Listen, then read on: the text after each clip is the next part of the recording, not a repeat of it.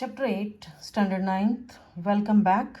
Force and laws of motion.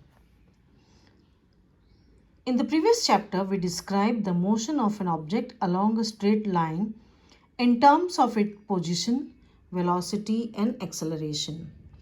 We saw that such a motion can be uniform or non-uniform. For many centuries, the problem of motion and its causes had puzzled scientists and philosophers. A ball on the ground, when given a small hit, does not move forever. It will stop after some time. Such observations suggest that rest is the natural state of an object. Underline. This reminded the belief until Galilei and Isaac Newton developed an entirely different approach to understand motion. The trolley moves along the direction we push it. The drawer is pulled. The hockey stick hits the ball forward. Pushing, pulling, or hitting objects change their state of motion. Please underline. We also know that a force can change the shape and size of the object. Okay. What is force? It is a push or pull on an object that produces acceleration in the body on which it acts. Standard unit of force is Newton. Please take note of it. Force can do three things on a body. Can change the speed of a body. Can change the direction of the motion of body. Can change the shape and size of the body. Now we come to two types of forces. Balanced forces. Forces are said to be balanced forces if they nullify one another and the resultant force is zero. See the figure. Unbalanced forces, when two opposite forces acting on body move a body in direction of the greater force or forces which brings motion in the body, are called unbalanced forces. Let us understand from some examples which are given in your textbook. So now we will see what are balanced and what are.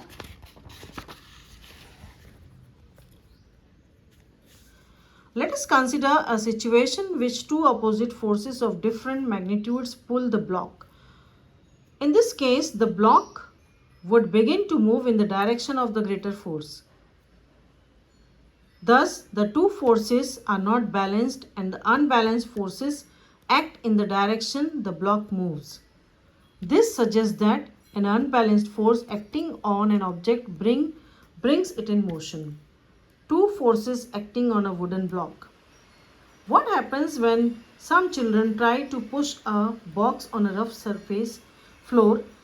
If they push the box with a small force, the box does not move because of friction acting in the direction opposite to the push. If the children push the box harder still, the pushing forces becomes bigger than the friction force. There is an unbalanced force, so the box starts moving. An object moves with a uniform velocity when the forces acting on the object are balanced and there is no net external force. If an unbalanced force is applied on the object, there will be a change either in its speed or in direction of its motion.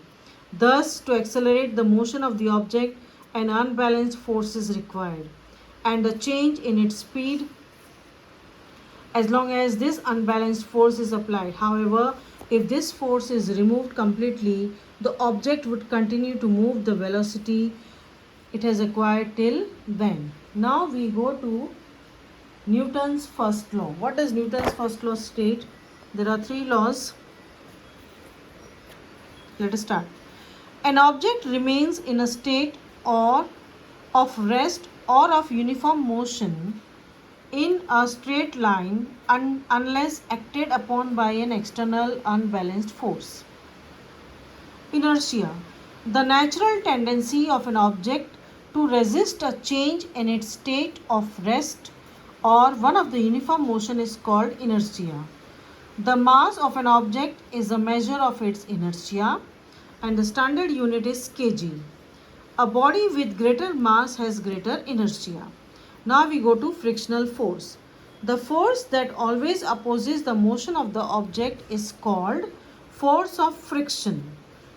Second law of motion, the rate of change of momentum of an object is proportional to the applied unbalanced force in the direction of the force. F is directly proportional to P2 minus P1 upon T or M into V minus U upon T or MA, mass into acceleration. F is equal to KMA where K is constant. F is equal to MA because K is equal to 1. Momentum. The momentum of an object is the product of its mass and velocity and has the same direction as the velocity. Its standard unit is kg, meter per second, or P is equal to mv. 1 Newton.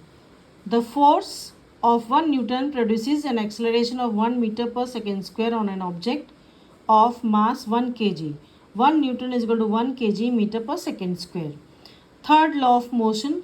To every action there is an equal and opposite reactions and they act in two different bodies. Conservation of momentum.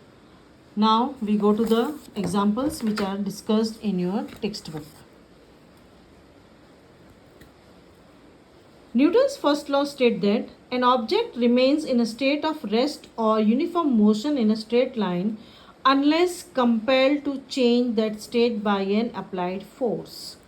In other words, all objects resist a change in the state of motion in a qualitative way. The tendency of undisturbed objects to stay at rest or to keep moving with the same velocity is called inertia. Please mark it. This is why the first law of motion is known as law of inertia. Now we go to the second law of motion. So you can see Galileo was born on 15 February 1564 in Pisa, Italy. He was a remarkable craftsman. So you should read for the knowledge.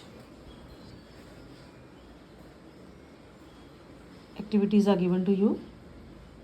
Inertia and mass. Inertia is the natural tendency of an object to resist a change in its state of motion or rest. Mass of object is a measure of its inertia.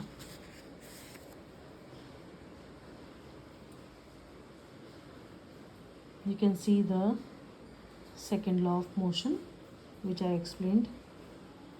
Examples are given. F is equal to m into v minus u upon t. Put the values and you get the answer. Example 8.1. Then we have example 8.2, 0.3. 5 examples are given. And the last one you have third law of motion. Let us consider two spring balances connected together as shown in figure 8.10. The fixed end of balance B is attached with a rigid support like a wall. When a force is applied through the free end of spring balance, it is observed that both spring balances show same readings on the scales. It means that force exerted by spring balance A on balance B is equal but opposite in direction. So it is important to note that even though the action and reaction forces are always equal in magnitude, these forces may not produce acceleration of equal magnitude. This is because each force acts on a different object that may have different masses. You can see the example of gun fired is given to you.